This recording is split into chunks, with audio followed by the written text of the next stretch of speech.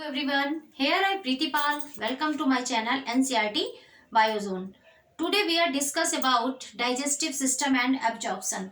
बहुत ही इम्पोर्टेंट में से अब एक मानिए इसको बहुत इंपॉर्टेंट टॉपिक है जो आज हम आपके सामने लेकर आए हैं और आई होप आप लोग अच्छे होंगे और अपनी पढ़ाई में व्यस्त होंगे। तो आज हम टॉपिक कवर करने वाले हैं डाइजेस्टिव सिस्टम एंड एब्जॉर्प्शन। इससे पहले हम लोग सर्कुलेटरी सिस्टम को देख चुके थे, double circulatory system and single circulatory system पढ़ाया था मैंने, और इसके बाद हम आपके लिए लेकर आए हैं डाइजेस्टिव सिस्टम एंड एब्जॉर्प्शन। क्या है डाइजेस्टिव सिस्टम? देखिए, अगर इससे पहले आपको डाइजेस्टिव सिस्टम समझ में नहीं आया है अच्छे से तो आज डेफिनेटली श्योर ये वीडियो देखने के बाद आपका डाइजेस्टिव सिस्टम आप कहीं से भूलने वाले नहीं है और आपको बहुत ही इंटरेस्ट आने वाला है इसमें। ओके, तो लेट्स स्टार्ट। सबसे पहले हम बात करते हैं न्यूट्रिशन। What is nutrition? क्या है न्यूट्रिशन? यानी जो भी हमारी बॉडी की रिक्वायरमेंट होती है जिसको हम पूरा करते हैं, दैट इज कॉल्ड न्यूट्रिशन।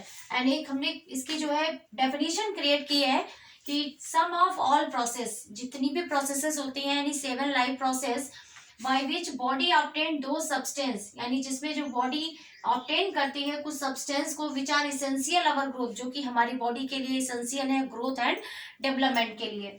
तो ये मैंने एक डेफिनेशन क्रिएट की है न्यूट्रिशन के लिए। और न्यूट्रिशन देखिए दो तरीके से लिया जा सकता है, यानी ऑटोट्रॉफ एंड हेट्रोट्रॉफ। ऑटोट्रॉफ यानी इसमें केवल और केवल प्लांट्स आते हैं जिनको हम प्रोड्यूसर कहते हैं, क्योंकि देखिए एनिमल जो डिपेंड है वो प्लांट्स और एनिमल पे ही डिपेंड है, तो प्लांट्स जो होते हैं वो प्रोड्यूसर कहलाते हैं इसीलिए। और हेट्रोट्रॉफ जिसमें एनिमल्स आते हैं यानी दैट इज कॉल्ड कंज्यूमर, क्योंकि प्लांट्स अपनी एनर्जी रिलीज करने के बाद जो चीज हम यूज करते हैं उसको कहते हैं कंज्यूमर। एंड नेक्स्ट आज हम देखने वाले हैं कि डाइजेस्टिव सिस्टम की प्रोसेस यानी इसकी मैकेनिज्म को पहले समझेंगे कि डाइजेस्टिव सिस्टम की मैकेनिज्म कैसे स्टार्ट होती है, कितने स्टेप्स होते हैं। तो आप याद कर लें कि मैकेनिज्म जो है इसकी 5 स्टेप में कंप्लीट होती है, और इसकी मैकेनिज्म को मैकेनिकल प्रोसेस भी कह सकते हैं, केमिकल प्रोसेस भी कह सकते हैं एंड कैटाबॉलिक प्रोसेस भी कह सकते हैं। मैकेनिकल आप समझ सकते हैं, केमिकल इसमें एंजाइम्स का यूज होता है बहुत सारे, इसलिए कैटाबॉलिक से यहाँ पे आप क्या समझते हैं? कैटाबॉलिक यानी जो हम फूड पार्टिकल्स लेते हैं, यानी जो लार्ज फूड पार्टिकल्स होते हैं that is convert into small food particle, this is called as catabolic process. तो इस प्रोसेस के हम 3 नाम देते हैं, यानी कि इसको अगर मैकेनिकल प्रोसेस भी कहते हैं that is right, and chemical process कहते हैं that is right, and catabolic process is right. It completed into 5 steps. First is ingestion, next digestion, absorption, assimilation and egestion. तो ये 5 स्टेप है और इन 5 स्टेप में ही पूरी मैकेनिज्म जो डाइजेशन की है वो कंप्लीट होती है। अब हम एक एक स्टेप देखते हैं। देखिए इंजेशन, इंजेशन में हमारा क्या आता है? फूड इनटेक, यानी जो भी हम फूड लेते हैं इनटेक करते हैं, एंड मैस्टिकेटिंग, तो फूड इनटेक करने में किसका रोल होता है? भाई माउथ का। एंड मैस्टिकेटिंग यानी फूड को चबाना, कौन इसके लिए हेल्प करता है? टीथ। एंड स्वेलोइंग यानी निगलना, यानी ये तीनों प्रोसेस आपकी किस में आ जाती है? इंजेशन में। Food intake, mastication and swallowing, यानी निगलने तक की जो प्रोसेस है वो हमारी किस में आ जाती है? इंजेशन, यानी फूड इनटेक करना। Digestion, large food particles, small food. अब यहाँ जैसे ही इंजेशन, देखिए जो डाइजेशन होता है वो माउथ से ही स्टार्ट हो जाता है, यानी डाइजेशन का मतलब ये है एब्जॉर्प्शन। डाइजेशन कहाँ से स्टार्ट हो जाता है? डाइजेशन जो है हमारे माउथ से ही स्टार्ट हो जाता है, क्योंकि जब हम कभी कार्बोहाइड्रेट लेते हैं, और देखिए जब खाली केवल और केवल किसी के साथ नहीं, केवल अगर हम खाली रोटी ही खाते हैं तो हमारे मुंह में कुछ देर रहने के बाद उसमें टेस्ट आता है, यानी मीठा पन लगता है। क्यों? क्योंकि उसमें जो कार्बोहाइड्रेट होता है वो हमारा ग्लूकोज और फ्रक्टोज में टूटने लगता है, और हमारी जो लार होती है यानी जो सलाइवा होता है उसमें टाइलिन एंजाइम उसमें मिल जाता है, जिससे यहीं से कार्बोहाइड्रेट का जो डाइजेशन है वो स्टार्ट हो जाता है। लार्ज फूड पार्टिकल, स्मॉल, ये जरा देख लीजिए, मैंने यहाँ पे एक टेबल दी है, large food particle and small food particles. यानी लार्ज क्या है? जैसे सपोज दैट हमने दाल खाई है, दाल में क्या है? प्रोटीन है, ये तो सभी को पता है, बच्चों वाली चीज है। दाल हम किसके लिए खाते हैं? प्रोटीन के लिए। अब ये प्रोटीन क्या है? फूड, लार्ज फूड पार्टिकल है, इसको किसमें तोड़ना है? क्योंकि जो डाइजेशन होगा वो प्रोटीन को डायरेक्ट नहीं लेगा, वो प्रोटीन टूटेगी पहले किसमें? अमीनो एसिड में, that is small food particles. And इसी तरीके से हमने रोटी खाई, उसमें क्या है, कार्बोहाइड्रेट है। कार्बोहाइड्रेट किसमें टूटने वाला है, ग्लूकोज एंड फ्रक्टोज में, इसीलिए हमें रोटी जो है कैसी लगती है, मीठी लगती है। लिपिड, मान लिया हमने लिपिड लिया, कोई भी ऑयल, पूरी खा ली, कचौड़ी खा ली, ऑयल वाली चीज खाई है, तो अब इस लिपिड जो है किसमें टूटने वाला है, फैटी एसिड एंड ग्लिसरॉल में टूटेगा। And nucleic acid, nucleic acid also converted into nucleosides and nucleotides. तो ये जो डाइजेशन होता है ये हमारा लार्ज फूड पार्टिकल को क्या करता है, स्मॉल फूड पार्टिकल में तोड़ता है, जिससे एब्जॉर्ब करने में हेल्प हो। नेक्स्ट प्रोसेस आती है एब्जॉर्प्शन। अब देखिए एब्जॉर्प्शन किसका होगा, मैंने बताया ना कि जो लार्ज फूड पार्टिकल है उनका एब्जॉर्प्शन नहीं होता है, हमेशा स्मॉल फूड पार्टिकल्स का एब्जॉर्प्शन होता है। तो ये कौन कर रहा है, स्मॉल पार्टिकल क्या करते हैं, ये ब्लड में मिल जाते हैं। देखिए इसीलिए मैंने आपको ब्लड सर्कुलेटरी सिस्टम पहले पढ़ाया था, क्योंकि मैंने बताया था उस वीडियो में आपको कि everything is mix on blood, क्योंकि जो भी बॉडी में सर्कुलेट हो रहा है वो किसके थ्रू हो रहा है, ब्लड के थ्रू। तो देखिए यहाँ पे डाइजेशन भी इज को related to blood circulatory system. तो यहाँ पर जो स्मॉल फूड पार्टिकल्स हैं ये आपके किस में मिल जाते हैं, ब्लड में मिलते हैं। And assimilation, next process is assimilation, use of absorb food particle by cells growth and development. अब यहाँ पर जो स्मॉल पार्टिकल्स है इसका जो यूज, यानी वो चीजें इससे यूज कर ली जाएंगी, जो चीजें एब्जॉर्ब कर ली जाएंगी जो बॉडी सेल्स के लिए क्या है, जरूरी है, किसके लिए, बॉडी ग्रोथ एंड डेवलपमेंट के लिए। उसके बाद नेक्स्ट प्रोसेस आती है इजेशन। अब नॉन एब्जॉर्ब, यानी जो डाइजेस्टेड फूड तो एब्जॉर्ब हो चुका, जो नॉन डाइजेस्टेड बचा हुआ उसका क्या होगा, तो जो नॉन एब्जॉर्ब फूड है वो रिमूव कर दिया जाता है आउट ऑफ बॉडी, जो कि हम लोग किसमें पढ़ते हैं, एक्सक्रीशन में पढ़ते हैं। तो that is the 5 steps of digestion. और ये बहुत ही अच्छे से आपको समझ में आने वाला है। एक मैंने यहाँ पर डायग्राम जो है आपका फ्लो चार्ट लिया हुआ है, जिसमें हम एक एक स्टेप देखेंगे किस तरीके से डाइजेशन की मैकेनिज्म कंप्लीट होती है। तो हम ले लेते हैं यहाँ पे स्टेप, आपको सभी समझ में आ गए होंगे, आई होप अच्छे से 5 स्टेप आपको समझ में आ गए होंगे। अब हम ले लेते हैं, जैसे हमारा सपोज दैट फूड पार्टिकल है, इनटेक किया, फूड पार्टिकल इनटेक करेंगे ओरल कैविटी, यानी जो हमारा माउथ होता है वो क्या है, ओरल कैविटी में। और फिर इस फूड का क्या होगा, मेस्टिकेशन होगा। मेस्टिकेशन यानी टीथ अपना वर्क स्टार्ट कर देंगे और उसको चबाना स्टार्ट करें, यानी फूड। अब यहाँ मेस्टिकेशन होता है, तो देखिए मेस्टिकेशन में फूड प्लस सलाइवा, यानी जो हमारी लार होती है मिल करके उसका क्या बना देते हैं, एक स्ट्रक्चर, यानी लुगदी टाइप का स्ट्रक्चर होता है, जिसको हम लोग क्या कहते हैं, बोलस कहते हैं। बहुत इंपॉर्टेंट क्वेश्चन है बोलस। ये बोलस क्या होता है, यानी जो भी हमने फूड इनटेक किया है लार के साथ में जो मिल जाता है, यानी सलाइवा के साथ में जो मिक्स हो जाता है, दैट इज कॉल्ड बोलस। और ये बोलस ही जो, यानी जो हम चीज निगलते हैं, स्वेलोइंग करते हैं, वो क्या होता है, वो बोलस होता है। अब इसको हम फूड नहीं बोलेंगे, उसको बोलस बोलेंगे। और that is the acidic in nature. बहुत इंपॉर्टेंट है, जो बोलस होता है उसका पीएच कितना होता है, 6.8, यानी हाईली एसिडिक होता है। और ये बोलस कहाँ पहुंचता है, ईसोफेगस, या हम इसको फूड पाइप भी कह सकते हैं, ईसोफेगस यानी फूड पाइप। ऐसे ही जो हमारा मेस्टिकेशन यानी जो नेक होता है उसमें जो फूड पाइप होती है, फूड पाइप जस्ट उसके पीछे जो होती है एयर पाइप भी होती है।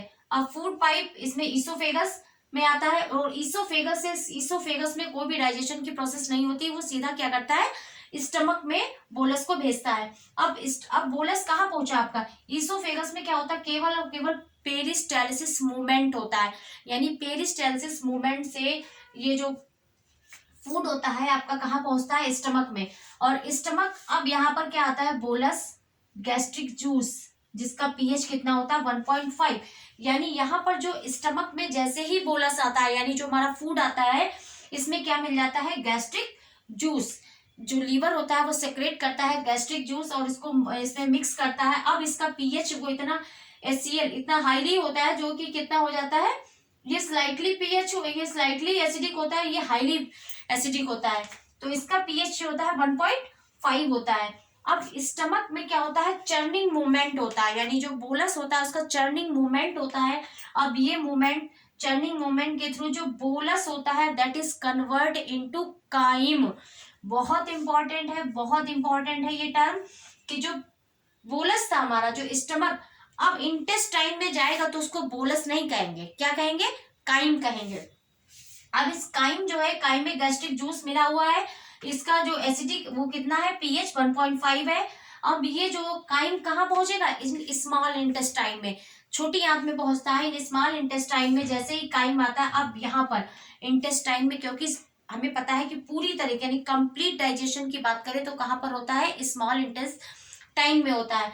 तो कंप्लीट डाइजेशन, यहाँ पर जो काइम है इसमें इंटेस्टाइनल जूस, यानी अब छोटी आंत जो जहां पर आपका काइम गया है वो भी तो अपना कुछ सेक्रेट करेगा, तो यहाँ पर इंटेस्टाइनल जूस ऐड होता है। पैनक्रियाज जो होता है पैनक्रियाटिक जूस ऐड कर देता है, एंड बाइल जूस, लीवर और जो गाल ब्लैडर है वो बाइल जूस जो होता है वो सेक्रेट करता है। यहाँ अब इस काइम में क्या क्या मिक्स हो गया, देखिए अब काइम इंटेस्टाइन में आते ही intestinal juice, pancreatic juice, bile juice, तीनों चीजें मिक्स हो जाती हैं, and very important that is called the chyle. अब देखिए इस फूड को मैंने कितने नाम दे दिए हैं, यानी जब फूड बाहर है दैट इज द फूड, मुंह में आ गया बोलस, ला के साथ मिक्स हो गया बोलस, स्टमक में आ गया काइम, इंटेस्टाइन में आ गया काइल।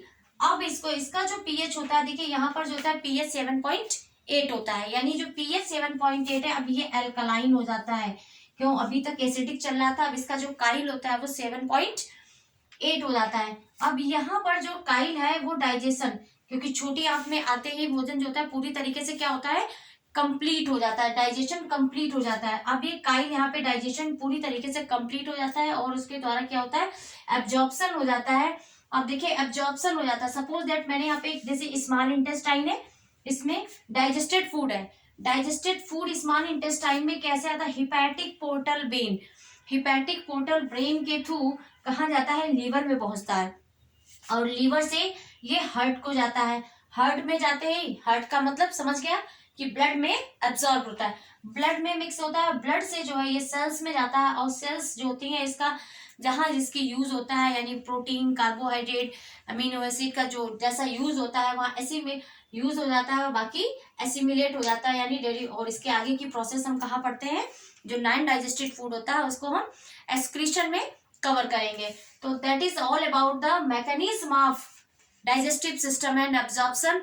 बहुत इंपॉर्टेंट है, बहुत इंपॉर्टेंट है, आप इनके तीनों के नाम जरूर याद रखें। फिर से मैं एक बार आपको रिकॉल करा देती हूँ, यानी फूड पार्टिकल था, इनटेक किया ओरल कैविटी में, मैस्टिकेशन हुआ, बोलस, इसको क्या कहा, बोलस कहा, जो कि एसिडिक है, इसोफेगस में कोई भी डाइजेशन की प्रोसेस नहीं होती है, स्टमक में गया और स्टमक के थ्रू स्टमक में क्या मिला, वहां पर बोलस में गैस्ट्रिक जूस मिला, चर्निंग मूवमेंट हुआ, और काइम में, काइम कहाँ पर कहेंगे, इंटेस्टाइन में आते, इंटेस्टाइन में ही इंटेस्टाइनल जूस मिक्स हुआ, पैनक्रियाटिक जूस मिक्स हुआ, बाइल जूस, और that is called the Kyle. Kyle बनते हैं यहाँ पर डाइजेशन पूरी तरीके से कंप्लीट हो जाता है, फिर स्मॉल इंटेस्टाइन का जो फूड पार्टिकल है वहां से एब्जॉर्ब जो फूड होता है वो लीवर में जाता है, liver transfer to hepatic portal vein के थ्रू हार्ट को डिपॉजिट करता है, heart is the deposition of blood, that is the cells use the absorption of digestive. यही हमारा डाइजेस्टिव सिस्टम है। आई होप वीडियो आपको अच्छा लगा होगा, और बहुत ही अच्छे से मैंने इसको आपको समझाया है, बहुत ही अच्छे से आप इसको समझ लीजिए, डायग्राम पूरा अच्छे से बना लीजिए, बहुत ही इंपॉर्टेंट है और बहुत ही इजी वे में आपको बताया। देखिए आप 10 किताबें पढ़ेंगे, कई सारी चीजें उसमें अलग अलग। हाँ, अब इसके जैसे अगर हम पार्ट की बात करें तो यहाँ पे टीथ अलग पढ़ना होता है, टंग अलग पढ़ना, तो ये मैंने केवल आपको यहाँ पर मैकेनिज्म बताया है कि डाइजेशन एक्चुअल में होता क्या है। बाकी आप इसके पार्ट तो अलग अलग पढ़ेंगे, इंटेस्टाइन क्या है, लीवर क्या है, जितने भी पार्ट्स आप यूज होते हैं इसमें एक एक की स्टडी आपको 1 by 1 करनी होती है इसमें। सो नेक्स्ट इसको जो स्टडी है वो हम लोग अपने नेक्स्ट वीडियो में करने वाले हैं। तो वीडियो अगर अच्छा लगा हो, सभी लोग इसको लाइक करें, सब्सक्राइब करें, और अपने दोस्तों के साथ शेयर जरूर करें, क्योंकि जब आप शेयर करेंगे तभी, देखिए पब्लिसिटी तो जरूरी है। आप जब भी किसी भी educational video is the must important. ये एक ऐसा चैनल है यूट्यूब जहां पर हम फ्री में आसानी से एजुकेशन अच्छे से अच्छी गेन कर सकते हैं और क्लियर कर सकते हैं। आप इसको अपने दोस्तों के साथ जरूर शेयर कीजिए, जो भी आपके दोस्त हों। थैंक्स, मिलते हैं अपने नेक्स्ट वीडियो में।